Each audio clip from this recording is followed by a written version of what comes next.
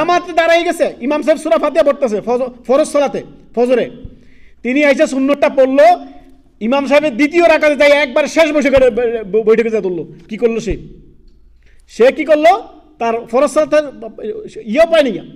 প্রথমত দেখেন নবী সাল্লাল্লাহু আলাইহি ওয়াসাল্লামের হুকুম কি, ইজা উকিমাতুস সালাহ ফালা সালাতা ইল্লাল মাকতুবা, যখনই আপনার ফরজ সালাতের জন্য ইকামত দেওয়া হয় ফালা সালাতা, কোনো সালাত নেই, সব সুন্নত নফল সব ছেড়ে দেন, ছেড়ে দিয়ে ফরজ আগে সামিল হন।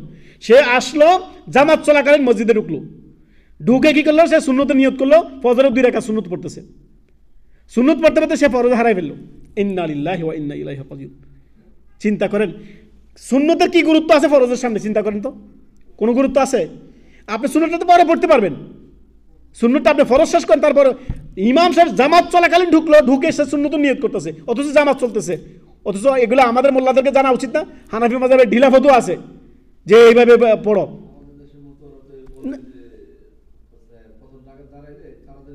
চিন্তা করেন না, চিন্তা করেন আপনার, প্রথমত আপনি চিন্তা করেন, যখন আপনি নামাজে দাঁড়াইলেন, আপনার কথা ধরি, যখন আপনি নামাজে দাঁড়াইলেন, জামাত চলতেছে, ফরজ সালাতে জামাত চলতেছে, আপনি দাঁড়াইলেন সুন্নতের জন্য, আপনার মনে একটা থাকবে কত তাড়াহুড়া করা যায়, তো নামাজে খুশু হবে? অথচ আল্লাহ তাআলা বলেন ক্বাদ আফলাহাল মুমিনুন আল্লাযীনা হুম ফি সালাতিহিম খাশিউন, মুমিনরা সফলকাম যারা সালাতের মধ্যে খুশু বিনয়ের সাথে নামাজ পড়েছে। তো বিনয় আসবে, কত দ্রুত শেষ করা যায়।